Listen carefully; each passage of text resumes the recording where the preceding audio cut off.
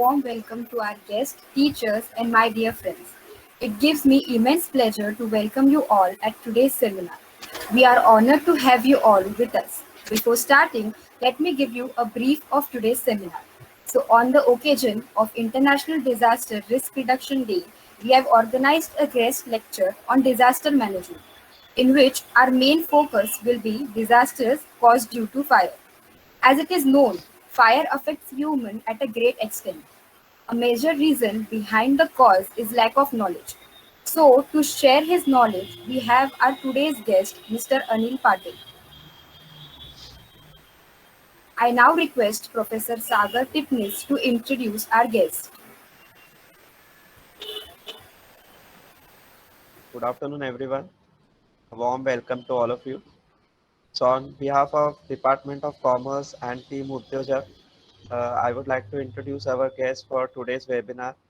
So, we are very lucky to have a very eminent personality with us for today's webinar. So, I would like to introduce our guest.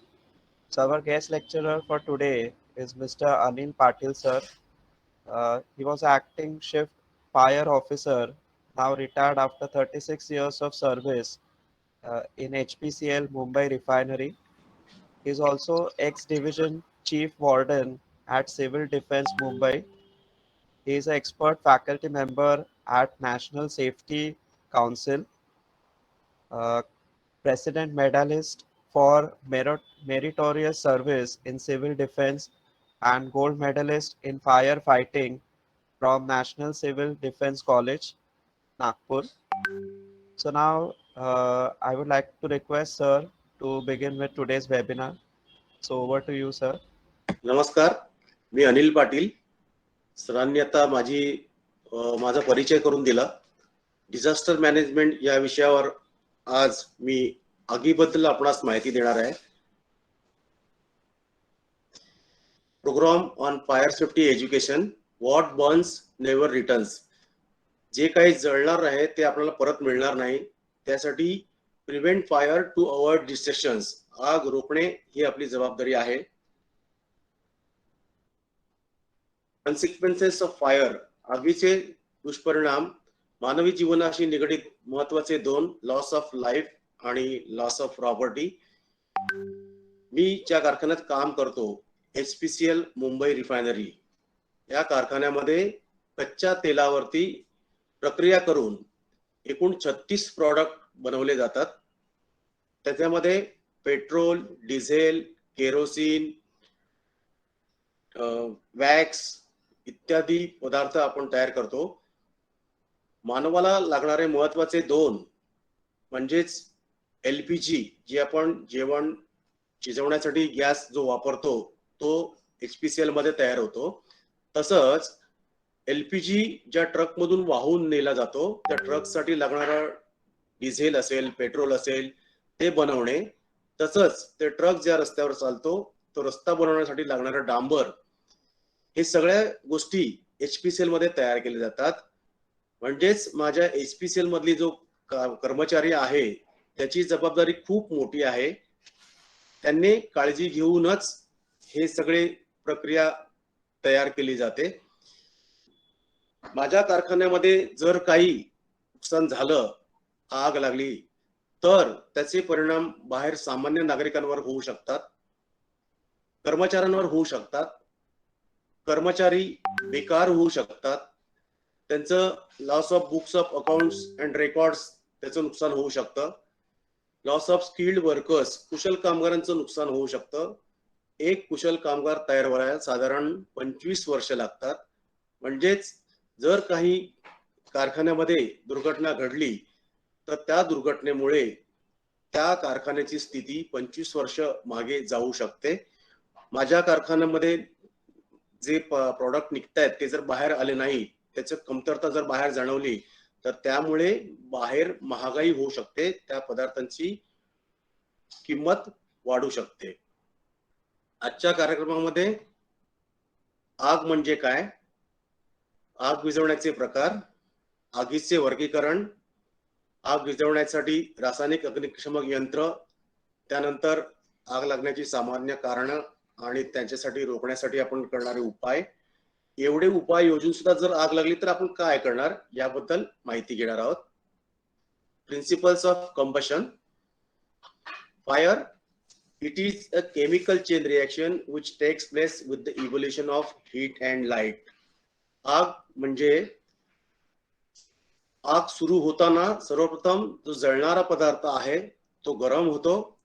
गरम झाल्यानंतर त्यामधून धूर बाहेर येतो. धूर इतका गरम होईल की त्याच्यापासून ज्वाला निर्माण होतील आणि सगळं जळून झाल्यानंतर त्या ठिकाणी राख शिल्लक राहते. याच प्रक्रियेला आग असे म्हणतो. Fire is a chemical reaction called combustion. It is the combination of fuel, oxygen, and heat. Fuel can be any combustible substance, either solid, liquid, or gas. Air contains approximately 20% oxygen, and the required heat varies from one material to another. If the combination of all these three elements is avoided, we prevent fire. Fire prevention is therefore avoiding the combination of all the three elements.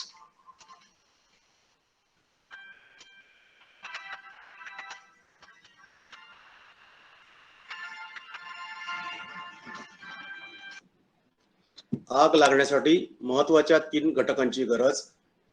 Fuel म्हणजेच इंधन, oxygen आणि उष्णता.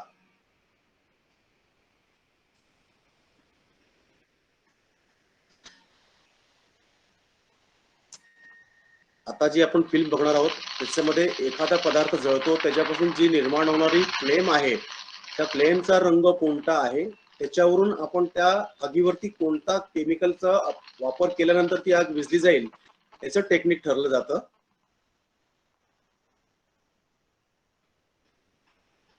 Fire, or combustion, is defined scientifically as a chemical reaction accompanied by the evolution of light and heat.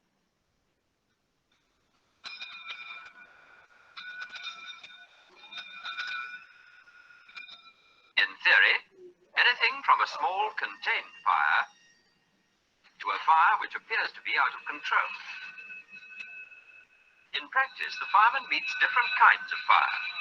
A white fire may indicate burning magnesium, blue fire, acetylene compounds, yellow, petrol or sodium metal, orange and red, a heavy oil, and so on. Smokes are different colors too. A skilled fireman may be able to recognize from the colors of the flame and smoke the presence of particular substances and should be able to appreciate the conditions in which they are burning. Magnesium जळत असेल तर त्याची आपल्याला white flame दिसेल. Petrol, sodium metal जर जळत असेल त्याची आपण येलो फ्लेम दिसेल. आणि हेवी ऑइल म्हणजे डिझेल वगैरे जळत असेल तर त्याचे आपल्याला ऑरेंज आणि रेड फ्लेम दिसेल. हे याच्यामध्ये आपण पाहिलेत. त्याच्यावरून आपल्याला त्या आगीवरती काय प्रोडक्ट टाकल्यानंतर ती आग विझेल ह्याचं टेक्निक आपण ठरवतो. Fire will start generally. आग लागण्यासाठी फ्लेमेबल मटेरियल पाहिजे, परंतु ते मटेरियल एकतर वेपर फॉर्मेशन मध्ये पाहिजे किंवा इन फाइनली डिवायडेड पार्टिकल्स, छोट्या छोट्या कणांमध्ये डिवाइड झालेलं पाहिजे. या ठिकाणी उदाहरण आहे केरोसिन आणि पेट्रोल. पेट्रोलचं नॉर्मल टेम्परेचर मध्ये वेपरायझेशन होत असतं आणि वातावरणामध्ये असणारं ऑक्सिजन आणि ह्याच्यातून निघणारे फ्लेम्स याचं मिक्सचर त्या ठिकाणी तयार आहे. त्याला पेटण्यासाठी फक्त एक ठिणगीची गरज असते. केरोसिन पेटण्यासाठी आपल्याला केरोसिन आपण स्टोव्ह मध्ये टाकीमध्ये भरतो, त्यानंतर त्याला प्रेशराईज करतो. प्रेशराईज केल्यानंतर आपण त्याचं जे बर्नर आहे त्याच्या निपल मधून ते आपण बाहेर आलेलं पाहतो. बाहेर येताना ते स्प्रे मोशन मध्ये असतं आणि त्याला जर आपण आग लावली तर ती केरोसिन ते पेटतं. ऑक्सिजन आयदर फ्रॉम एअर और ऑक्सिडायझर इज सप्लाइड, म्हणजे हवेमधून त्या आगीस ऑक्सिजन मिळेल किंवा जो पदार्थ जळतोय तो स्वतःच ऑक्सिजन निर्माण करत असतो. A portion of material must be heated to a temperature at which the combustion is initiated. पदार्थ जो आहे तो इतका तापला पाहिजे की त्याचं ज्वलन सुरू झालं पाहिजे. It is a chemical chain reaction of substances with oxygen. This involves heat and usually accompanied by visual flame or incandescence. Chemistry of fire, fuel, heat आणि ऑक्सिजन यांची रासायनिक प्रक्रिया होऊन त्या ठिकाणी आग लागते. फायर ट्रायंगल, आगीचा त्रिकोण. त्रिकोणाला 3 बाजू असतात. तसेच आग लागण्यासाठी 3 पदार्थांची गरज आपण बघितले. 3 घटक पाहिजेत, ऑक्सिजन, हीट आणि fuel.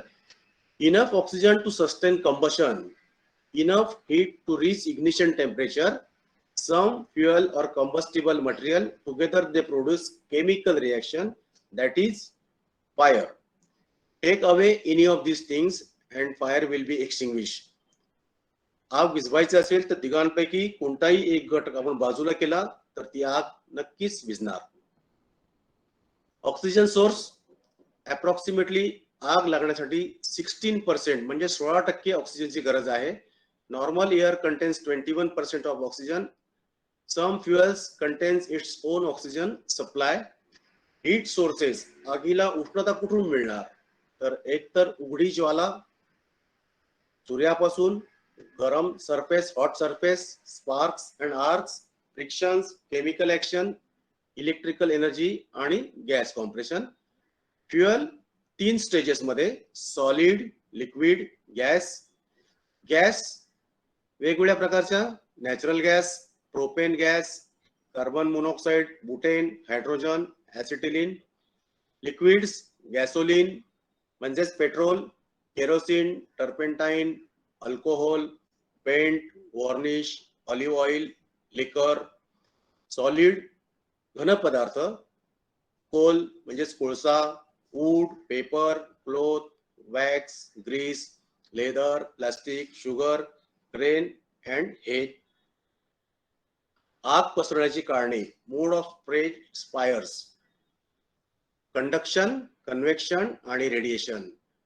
Conduction, it occurs in solids, घन पदार्थामध्ये कंडक्शन होतं. Convection, it occurs in both liquid and gases. And radiation, it is neither conduction nor convection. These are heated rays emitting from hot objects. Conduction, energy is transferred by direct contact. Convection, energy is transferred by mass motion of molecules.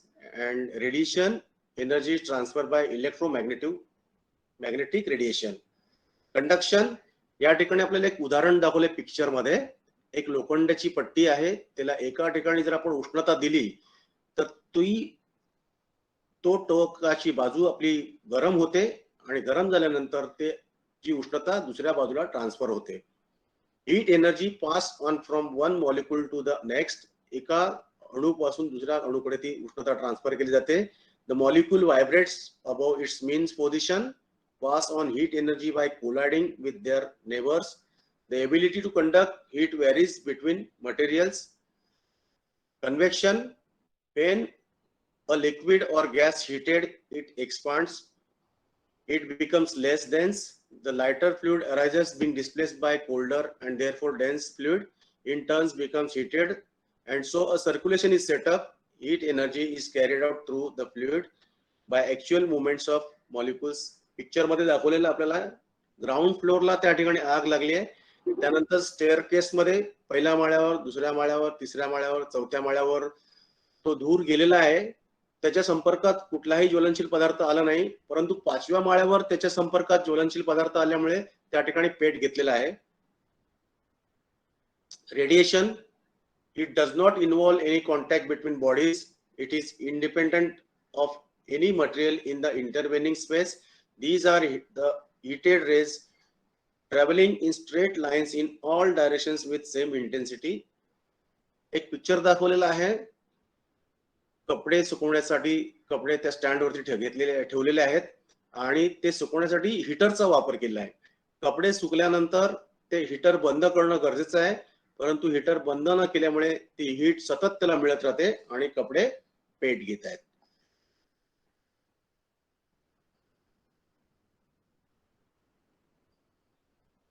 Control fire at the incipient or the starting stage itself. Fire spreads due to transfer of heat which takes place in three different ways: conduction, convection, radiation. Conduction. This is the transfer of heat through solid particles. This can be prevented by removing the flammable materials from the adjacent areas and the rooms above the floor in which the fire has taken place. Convection. Through this, heated smoke and air particles travel upwards and spread fire to the floors above.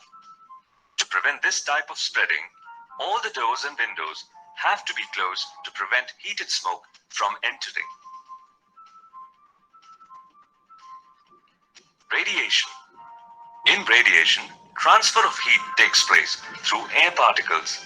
To check radiation, the surrounding areas need constant cooling so that heat does not radiate and spread the fire.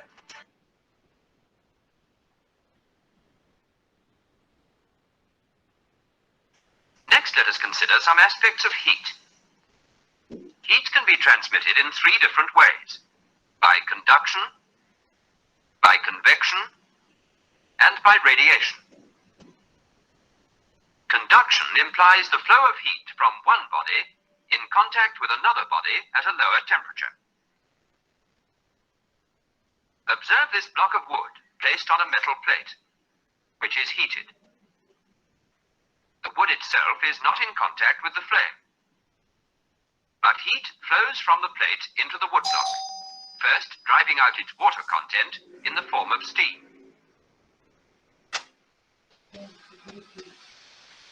As more heat is applied, the wood starts to give off flammable vapors, and these eventually ignite. Heat has been conducted through the metal plate into the wood. Heat transference by convection occurs through heated gases or liquids expanding and becoming lighter. They rise through their cooler surroundings, carrying their heat with them. The flow of dye in this heated flask of water shows the pattern of a liquid convection current.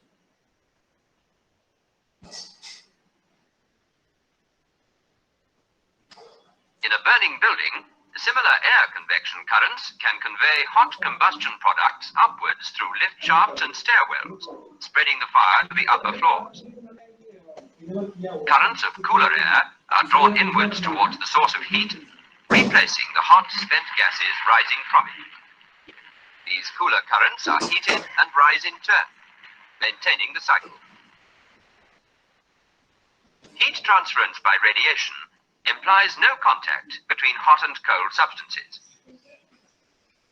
Heat waves travel freely through space like light waves until they strike something and are absorbed. On the way, they may be reflected, refracted,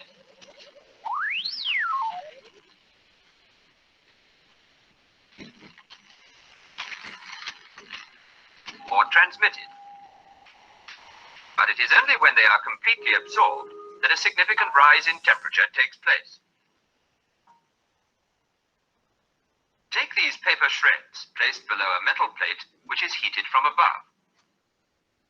As the temperature of the plate rises, heat radiation is absorbed by the paper. It gives off flammable vapors, which ignite. Note that it is the vapors which burn and not the paper itself. The main effect of heat, however transferred, is to cause changes in matter. Some solids are made to give off vapors, as you have seen. Others are changed from the solid to a liquid state, and from the liquid state to a gas or vapor. A simple demonstration shows wood shavings in a test tube heated in a burner. As the temperature rises, flammable vapors are given off from the shavings. These vapors can be ignited at the mouth of the tube. As you see, the flame is produced at some distance from the shavings. Soft coal behaves in a similar fashion, and even paper, as we saw earlier. Most solids, however, must be converted into liquid before they start to give off vapors. Take the simple example of a candle. When it is lit, wax is melted and flows into the wick.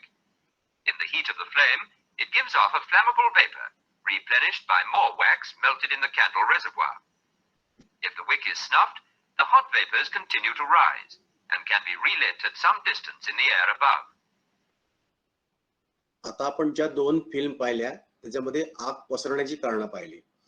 सगळ्यात पहिलं कारण त्यांनी दाखवलं होतं की conduction. बिल्डिंगचे बांधकाम असते ते बिल्डिंग उभारण्यासाठी आपण कॉलमचा वापर करतो. कॉलम मध्ये जे मटेरियल वापरतो त्याच्यामध्ये स्टीलचा वापर केलेला असतो. एक सळई दुसऱ्या सळईला जोडून वरती नेली जाते आणि त्यापासून पहिल्या माळ्यावरून दुसरा माळा, दुसऱ्या माळ्यावरून तिसरा माळा अशा पद्धतीने एकावर एक माळे तयार केले जातात. जर ग्राउंड फ्लोअरला आग लागली असेल तर ग्राउंड फ्लोअरच्या त्या रूम मध्ये उष्णता पसरून तो ग्राउंड फ्लोअरचे कॉलम गरम होणार, ते सिलिंग गरम होणार, त्यानंतर ती उष्णता वरच्या मजल्यावरती ट्रान्सफर होणार. त्या सळई मार्फत तिकडचा वरचा रूम त्या ठिकाणी गरम होणार. जर त्या वरच्या माळ्यावरती ज्वलनशील पदार्थ संपर्कात आले, पेटणारे पदार्थ संपर्कात आले तर त्या ठिकाणी आग लागण्याची शक्यता असते. आपण टीव्ही वरती बघतो, बातम्या वाचतो की पहिला माळा, दुसरा माळा, तिसरा माळा, चौथा माळा असे एका नंतर एक त्या माळ्यावरती आग पसरत जाते. त्या पसरण्याची कारणे आता नक्कीच आपल्याला कळलेली असतील. मंत्रालय फायर दुपारी 2:30 वाजता मंत्रालयाच्या दुसऱ्या माळ्यावरती फायर होती आणि साधारण 6:30 वाजता ती आग 6व्या माळ्यापर्यंत पसरलेली होती. ते पसरण्याची कारणं कंडक्शन, कन्व्हेक्शन आणि रेडिएशन.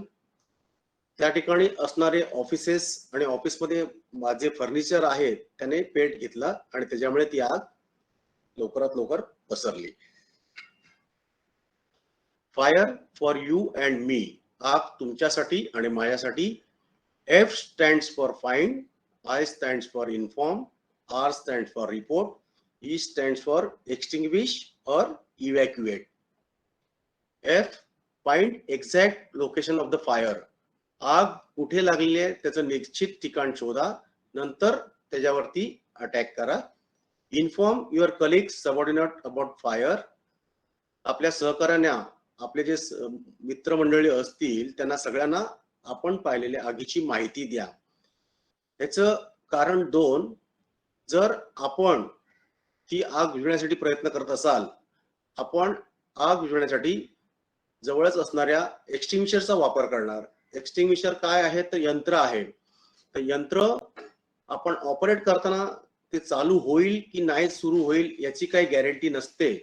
त्याच्यामुळे जर काही तुम्हाला धोका निर्माण झाला तर तुम्ही तुमच्या सहकार्यांना अलर्ट केलेलं आहे, ते तुम्हाला वाचवू शकतील. किंवा जर आगीने मोठं स्वरूप धारण केलं तर प्रत्येक जण आपला जीव वाचवू शकेल. Remove. R stands for remove the combustible material if possible. शक्य असल्यास ज्वलनशील पदार्थ दूर करा. मी तुम्हाला सुरुवातीलाच सांगितलं आहे की जे काय पेटलेलं आहे ते आपण वाचवू शकत नाही, जे नाही पेटले ते आपण नक्कीच वाचवू शकतो. Report to appropriate authority. Report कोणाला रिपोर्ट करणार? आपण जर सिव्हिल मध्ये आहोत तर नक्कीच आपण सर्वात पहिल्यांदा फायर ब्रिगेडला फोन करणार. फायर ब्रिगेडचा फोन नंबर आहे 101. पोलिसांचा फोन नंबर आहे 100. मुंबईमध्ये जे स्थायिक नागरिक आहेत त्यांना मुंबई महापालिकेतर्फे BMC Mumbai disaster control room, municipal आपत्ती नियंत्रण कक्ष म्हणून जे आहे, मुंबई महापालिकेची इमारत आहे VT स्टेशनच्या बाहेर. त्यांचा इमर्जन्सी नंबर आहे 1916. या नंबरवर कॉल करून आपण आपणाला गरज असलेल्या सुविधांची त्या ठिकाणी मागणी करू शकता. कॉल करताना सगळ्यात महत्वाचं लक्षात ठेवायचं आहे की सगळ्यात पहिल्यांदा आपली आयडेंटिटी द्यायची आहे, स्वतःचं नाव सांगायचं आहे. त्यानंतर तुम्ही कुठून बोलताय ते क्लिअर ऍड्रेस द्यायचा आहे. त्यानंतर आग कुठे लागली आहे ते निश्चित ठिकाण त्याचं सांगणं गरजेचं आहे. आणि जर तुम्ही आग विझवण्यासाठी प्रयत्न करत असाल तर ते सुद्धा त्यांना कळवणं गरजेचं आहे. सर्व नागरिकांना माहिती आहे की आग लागल्यानंतर 101 ला कॉल करा. 101, पण 101 ला कॉल करताना नागरिक काय करतात, फक्त 101 डायल करतात आणि आग आग आग असं बोलून रिसिव्हर ठेवून देतात. पण प्रोसिजर तशी नाहीये. तुम्ही कॉल केल्यानंतर तुमची संपूर्ण माहिती दिल्यानंतर मुंबई फायर ब्रिगेडच्या नियंत्रण कक्षामधून तुम्हाला सांगितलं जातं की तुमचा आता रिसिव्हर तुम्ही खाली ठेवा आणि 2 मिनिटं तिथे थांबा. त्यानंतर कंट्रोल रूम मधला जो अधिकारी आहे तो तुम्हाला पुन्हा रिकॉल करतो आणि तुम्ही त्याला जर रिप्लाय दिलात की हो मी अनिल पाटील बोलतोय, मी तुम्हाला आगीची माहिती दिली होती, हे व्हेरिफिकेशन करणं गरजेचं आहे. हे व्हेरिफिकेशन झाल्यानंतरच त्या ठिकाणी तुम्हाला आगीसाठी लागणारे फायर इंजिन असेल, वॉटर टेंडर असतील, ते त्या ठिकाणी मदतीसाठी पोहोचू शकतील. रिपोर्ट झाल्यानंतर तुम्हाला त्या ठिकाणी मदत येण्यापूर्वी जो काही कालावधी आहे त्या कालावधीमध्ये आपल्याला कारवाई करायची आहे. काय कारवाई करायची आहे तर ती आग विझवण्यासाठी प्रयत्न करायचे आहेत. अडकलेले लोक असतील त्यांना वाचवण्याचा प्रयत्न करायचा आहे. नियमाप्रमाणे मुंबई फायर ब्रिगेड त्यांना कॉल मिळाल्यानंतर साधारण आगीच्या ठिकाणी 10 मिनिटात पोहोचणे हे त्यांचं निश्चित कालावधी आहे. त्यामुळे आपण रिपोर्ट केल्यानंतर 10 मिनिटांमध्ये मदत मिळू शकते. त्या 10 मिनिटांमध्ये आपल्याला पुढील कारवाई करायची आहे. बिल्डिंग मध्ये आगीचं रिपोर्ट करण्यासाठी, सर्वांना आगीची माहिती देण्यासाठी त्या ठिकाणी अशा प्रकारचे फायर कॉल पॉइंट असतात. त्याला आपण म्हणतो मॅन्युअल कॉल पॉइंट, MCP. यामध्ये जे मध्ये जो पिवळा जो भाग दिसतोय तो आहे त्याचा स्विच आणि समोर जी काळं दिसतंय ती त्याची आहे ग्लास. म्हणजेच जी ग्लास ब्रेक केल्यानंतर याच्यामध्ये 2 प्रकार येतात. एक तर या ग्लासच्या साह्याने तो स्विच दाबून ठेवलेला असतो किंवा ग्लास ब्रेक केल्यानंतर तो स्विच आतमध्ये दाबावा लागतो. ग्लास ब्रेक केल्यानंतर तो स्विच ऑपरेट होतो. ऑपरेट झाल्यानंतर मेन कंट्रोल सेंटर ज्या ठिकाणी असेल त्या ठिकाणी फायर पॅनल असेल. त्या फायर पॅनलवरती ह्या मॅन्युअल कॉल पॉइंटचा नंबर जो असेल तो डिस्प्ले होणार, त्याचं लोकेशन डिस्प्ले होणार आणि त्या ठिकाणी अलार्म वाजणार. संपूर्ण फ्लोअरवरती अलार्म वाजेल सर्वांना अलर्ट करण्यासाठी. दुसऱ्या प्रकारचं पुल टाईप आहे. मग अशा आपण ग्लास ब्रेक टाईप बघितलं, हे डिटेक्टर आहे. त्या ठिकाणी पुल टाईप आहे आणि बाजूला ते दिसतात आपल्याला स्मोक डिटेक्टर्स, हीट डिटेक्टर्स आणि गॅस डिटेक्टर्स. ज्या वेळेला हे सेन्स करणार तेव्हा पॅनलवरती याचे मेसेज येणार आणि सर्वांना अलर्ट करणार. सर्वात महत्वाची काळजी घ्यायची आहे आपल्याला. आपण ज्या वेळेला आग विझवण्याचा प्रयत्न करणार त्यावेळेला बंद रूम मध्ये आपल्याला जायचं असेल आग विझवण्यासाठी तर नेहमी लक्षात ठेवायचं की बाहेर पडण्यासाठी आपल्या मागे एस्केप रूट असणं गरजेचं आहे. Remember to keep an exit to your back. Only fight a fire in the incipient stage. आम्ही फर्स्ट एड फायर फायटर आहोत. आग जेव्हा सुरू होईल तेव्हा विझवण्याचं कामकाज आम्ही करणार आहोत. त्यासाठी लागणारे जे इक्विपमेंट आमच्याकडे आहे त्याला आम्ही म्हणतो first aid fire fighting equipment. आग लागल्यानंतर साधारण 3 फुटापर्यंत जी आग असेल तर आमच्याकडे असणारे इक्विपमेंट आहे साधारण 10 kg पर्यंत त्याची कॅपॅसिटी आहे त्या इक्विपमेंटची. त्याच्यामध्ये मटेरियल पावडर आहे, सोल्युशन आहे किंवा पाणी आहे, ते आहे 10 लिटर आहे, 10 किलो आहे. तर 10 किलोच्या साह्याने आम्ही साधारण 3 फुटाची फायर सहज विझवू शकतो. त्याच्यावरती जर फायर गेली तर आम्हाला फायर ब्रिगेडची गरज लागेल. The success of fire fighting depends on fire fighting equipments in working condition. आमच्याकडे जे फायर फायटिंग इक्विपमेंट्स आहेत, फायर एक्सटिंग्विशर्स असतील, फायर डिटेक्टर्स असतील, हायड्रंट सिस्टम असेल, हे तुम्हाला आगीच्या वेळी उपयोगात येणार आहे. परंतु त्यांचं मेंटेनन्स होणं गरजेचं आहे. जर त्याचं मेंटेनन्स केलं नाही तर आपल्याला ते आणीबाणी प्रसंगी उपयोगात येणार नाही. उदाहरण द्यायचं झालं तर आमच्याकडे जसे फायर बकेट असतात तसे आमच्याकडे सँड बकेट्स असतात. सँड बकेट्स मध्ये आम्ही वाळू ठेवतो, पण एकदा वाळू ठेवली की ते आम्ही त्या ठिकाणी आग लागेल तेव्हाच ती वाळू वापरण्यासाठी घेतो. पण मधल्या काळामध्ये ती वाळू जी आहे ती पूर्ण त्याच्यामधलं पाणी सुकून गेलेलं असतं, ते घट्ट झालेले असते आणि ती आम्हाला आगीवर वापरण्यासाठी उपयोगात येऊ शकत नाही. त्यामुळे ती जी वाळू आहे ती साधारण 15 दिवसांनी बाहेर काढून ती चाळून पुन्हा भरून ठेवणं गरजेचं आहे. Fire warning system and quantity of extinguishers, प्रत्येक फ्लोअर वाईज एक्सटिंग्विशर्स, त्या फ्लोअर वाईज एका फ्लोअरला किती एरिया आहे त्याच्याप्रमाणे किती एक्सटिंग्विशर लागतील ते त्या ठिकाणी ठेवणं गरजेचं आहे. फायर ट्रेनिंग साधारण 3 वर्षातून एकदा रिफ्रेशर ट्रेनिंग प्रत्येक सदस्याचं होणं गरजेचं आहे. It is essential for everybody to know type of fire and then extinguish it with correct extinguisher in a quick and effective manner. गरजेचं आहे की प्रत्येकाला माहिती पाहिजे की आग कोणत्या प्रकारची आहे आणि त्यावरती कोणत्या प्रकारचं एक्सटिंग्विशर आपण वापरायला पाहिजे. फायर डिटेक्शन, आगीचा शोध कसा घ्यायचा आहे तर आपले जी इंद्रिय आहेत त्याच्या साहाय्याने साधारण आग लागली असेल तर आपण डोळ्याने बघू शकतो, आगीचा स्फोट झाला असेल तर आपण ऐकू शकतो, किंवा जर एखादी इलेक्ट्रिक केबल जळत असेल तर त्याचा येणारा वास आहे तो आपण घेऊ शकतो, किंवा जे डिटेक्टर्स लावलेले त्याच्या साहाय्याने आपण आगीचा शोध घेऊ शकतो. स्मोक डिटेक्टर्स, हीट डिटेक्टरच्या साहाय्याने त्याचा शोध घेऊ शकतो. फर्स्ट रिस्पॉन्डर कोण आहे? First responder, first responder can be the person who has notice the fire, ज्याने पहिल्यांदाच आग बघितलेली आहे, सर्वात अगोदरची आग बघितली आहे, तो होतो आमचा प्रथम प्रतिसाद देणारा. आणि कारखान्याच्या ठिकाणी हा प्रथम प्रतिसाद देणारा कोण असेल?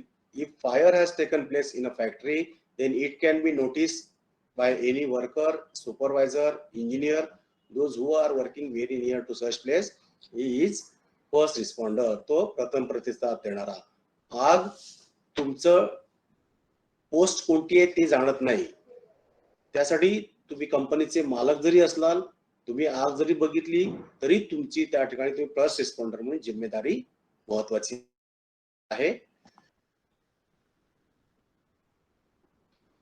पहिला आपण बघितला फायर ट्रायंगल, आगीचा त्रिकोण. आता आपण बघतोय एक्सटिंक्शन ट्रायंगल, आग विझवण्याचा त्रिकोण. आतमध्ये जो दिसतोय आपल्याला तो आहे आगीचा त्रिकोण, फ्युएल, हीट आणि ऑक्सिजन. आणि बाहेरच्या बाजूला दिसतोय तो आपल्याला आग विझवण्याचा त्रिकोण. आगीमधून उष्णता आम्हाला जर काढायची असेल तर आम्हाला आगीवरती पाणी मारावं लागेल. तर पहिली पद्धत आहे आमची कूलिंग. कूलिंग पद्धतीने आम्ही आग विझवू शकतो. आगीमधलं ऑक्सिजन आम्हाला काढून घ्यायचं असेल तर त्या ठिकाणी आम्ही गुदमरणे पद्धतीचा वापर करू. जर बंद घरामध्ये, ऑफिसमध्ये आग लागली असेल तर आम्ही दरवाजे खिडक्या जर बंद केले तर नक्कीच बाहेरून येणारे हवा आहे त्याच्यामध्ये ऑक्सिजन आहे ते आगीला मिळणार नाही आणि आग विझू शकते. म्हणजेच गुदमरणे पद्धत नंबर 2, स्मॉदरिंग. आणि तिसरं आगीला इंधन पुरवठा बंद करणे, त्यालाच आम्ही म्हणतो उपासमार किंवा स्टार्वेशन. याच्या साहाय्याने आग आम्ही विझवू शकतो. म्हणजे आग विझवण्यासाठी 3 प्रकार: कूलिंग, स्मॉदरिंग आणि स्टार्वेशन. स्टार्वेशन मध्ये आम्ही removal of fuel from burning substance, cooling मध्ये removal of heat from burning substance आणि स्मॉदरिंग मध्ये cutting away supply of oxygen from to the burning fuel और reducing the percentage of oxygen. या ठिकाणी picture मध्ये दाखवलेलं आहे. पहिल्या पिक्चर मध्ये दिसते आपल्या डाव्या बाजूला कोपऱ्यामध्ये, त्या ठिकाणी आगीच्या वरती पाणी मारण्याचं काम सुरू आहे.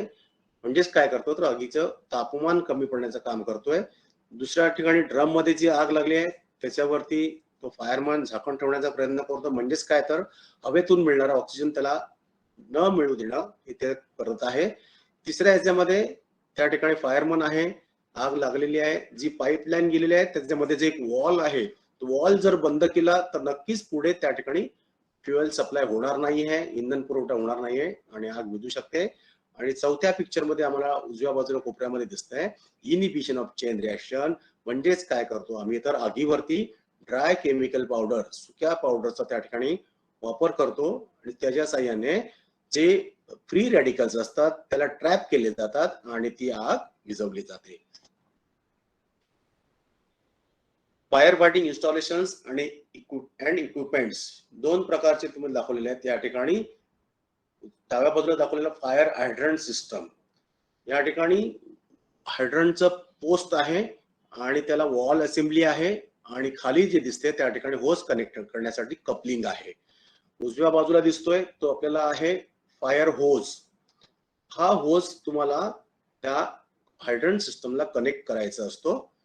फायरचं पाणी जे आहे, पाणी पुरवठ्याचा सप्लाय ह्या हायड्रंट पर्यंत आलेला आहे. तिथपर्यंत 24 अवर्स म्हणजे 24 तास 7 kg प्रेशर जॉकी पंपच्या साहाय्याने मेंटेन केलेला असतो. आता इथून आपल्याला आगीवरती पाणी पुरवठा करायचा असतो. त्यासाठी बाजूला असल्यावर आपल्याला होज बॉक्स मध्ये अशा प्रकारचा होज असेल आणि त्याला कनेक्ट करण्यासाठी पुढे नोझल त्या ठिकाणी किंवा ब्रांच असेल ती त्या ठिकाणी काढून आपल्याला या होजला कनेक्ट करावी लागेल. आता या ठिकाणी होजला मध्ये सेंटरला जे दिसतोय पार्ट त्याला म्हणतो आम्ही फिमेल एंड, फिमेल कपलिंग. हायड्रंटला सुद्धा फिमेल कपलिंग आहे, होजला सुद्धा फिमेल कपलिंग आहे. दोन्ही फिमेल कपलिंग एकत्र जर आल्या तर त्या ठिकाणी कनेक्शन होऊ शकणार नाही. म्हणून आम्हाला होजच्या वरच्या दिशेला जो दिसतोय तो त्याला म्हणतो आम्ही मेल एंड. म्हणजेच आम्हाला हायड्रंटच्या जेव्हा बाजूला जायचं असेल त्यावेळेला आम्ही मेल एंड घेऊन जाणार आणि त्या फिमेल एंड मध्ये कनेक्ट करणार. तर या ठिकाणी होज लावण्यासाठी आणि आगीवर पाणी फेकण्यासाठी साधारण 3 लोकांची गरज असते. नंबर 1 जो असतो तो आमचा होज पकडून त्याची ब्रांच पकडून आगीवरती पाणी फेकण्याचं कामकाज करतो. नंबर 2 आहे तो हायड्रंट आणि नंबर 1 त्याच्यामध्ये नंबर 1 ला मदतनीस आणि मेसेंजरचं काम करतो, संदेश देण्याचं कामकाज करतो. आणि नंबर 3 जो आहे तो हायड्रंटचा वॉल ओपन करून त्या होज मधून पाणी पुढे पाठवण्याचं कामकाज करत असतो. होज कनेक्ट केल्यानंतर आगीवरती पाणी फेकायचं असेल त्यावेळेला जो फायरमन असेल नंबर 1 चा त्याची पूर्ण तयारी झाल्यानंतर त्याने पोझिशन घेतल्यावर तो नंबर 2 ला मेसेज देणार पाणी वॉटर ऑन, पाणी सुरू करो.